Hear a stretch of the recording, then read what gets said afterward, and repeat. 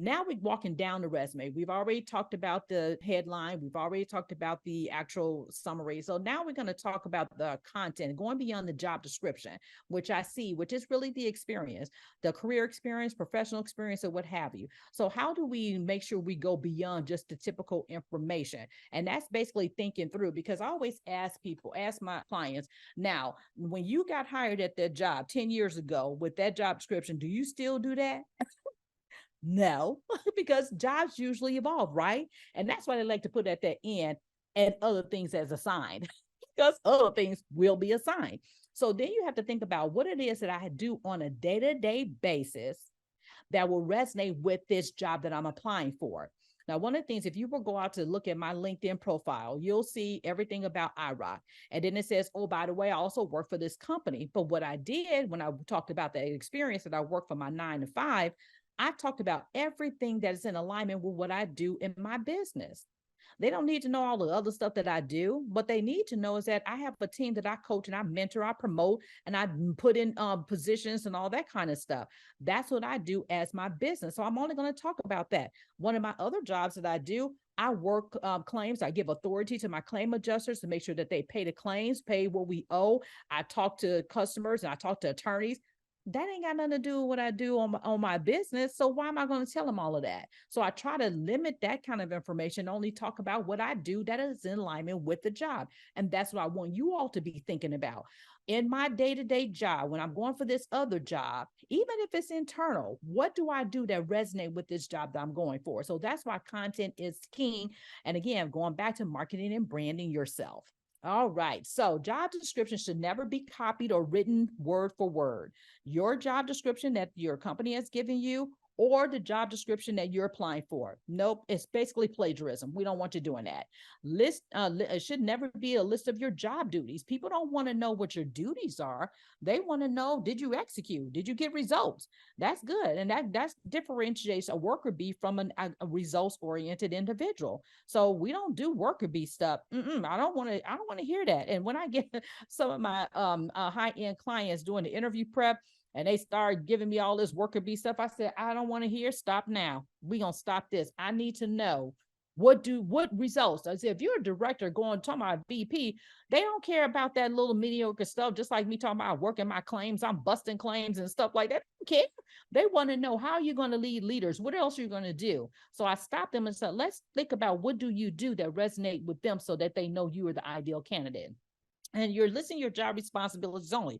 So if you have your resume in front of you and you have the word responsible for this and responsible for that, I'm going to ask you to eliminate it today because we don't care about you responsible for stuff. That's nice that you're responsible for it, but what else? And it's different. And it all depends on how it's used. Again, it's still strategically, but what I see a lot of times is that a whole bunch of job duties about responsible with no results, nothing next to it. And it should never use passive voice. Again, responsible for. That's so passive. I want to see action type of words about what you actually did on the job, because again, it is a job. What did you do? What did you execute? How did you move your role or even that company forward? What did you do? So the job description should instead convey the value you brought or bring to the table, period. It should convey your value. List the results from your labor, not again that you're just a worker bee. What are some of the results? And if you're not keeping track of any of your results, or you get your performance review and you just put it to the side and you don't even think about it, pull it out, because that tells you what kind of results you're getting. And if you're not getting results, then we need to talk so I can coach you on how to get those results. But you want to get results so you can have something to put on an actual resume for your next great opportunity, because this resume is really your value. I always tell people you can create wealth in your career if strategically done the right way. Not everybody's meant to be an entrepreneur, but you could sure be a careerpreneur and get that money. Trust me, y'all, it's out there. But anyway, I digress. So quantify and or qualify your results. Now, I know sometimes it's hard to quantify everything you do, but you can qualify them. And we'll talk about some examples on that. Then you want to use active voice and action words, movement, talking about what did you do? How did you execute stuff? That's music to the recruiter's ears. That's what they're looking for, and that's what they want. Another thing I didn't put in here is that I'm the president of the Society of Elite Resume Writers and Coaches. I have about 365 under me, and I call them my baby resume writers and coaches. And I coach them a lot on what they need to do. And a lot of my baby resume writers are also recruiters. So we get into some great conversations about what they're looking for. And they're like, if it's all their responsibility, I don't even look at it. I throw it away. So it's like, no, you don't want that. And there's no qualifiable or quantifiable results. It also gets tossed to the side because it's showing that a lack of effort. See, it showcases other competencies that they're looking for. So if you're saying that you're detail oriented, but your resume is saying responsible in a job description, you're not really detail oriented. You see that connection? So you want to make sure that you're not using buzzwords that's truly not who you are, because we and because I've been doing resumes forever, and recruiters can tell right away. No, they're not, because this is the job description that they got from their job. No, they're not detail oriented. So you don't get it, and you don't get the opportunity to interview. So you want to make sure that you're intentional about these things. So I'm going to show you some examples real quick. Oh, here's some sample action words.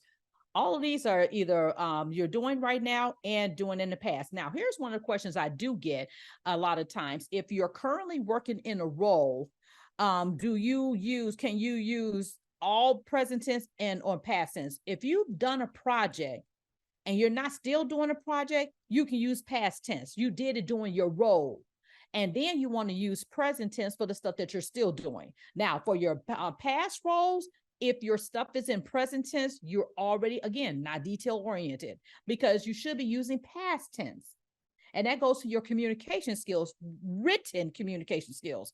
So if your past jobs and you're no longer working at that job, but it's still the job description, you're talking as if you're still doing it, no, your communication skills are poor, and we're not going to talk to you, period.